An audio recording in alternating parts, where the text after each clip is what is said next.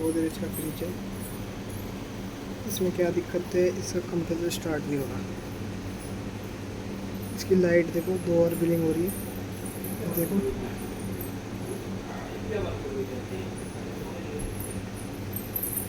गोदरेज का फ्रिज है।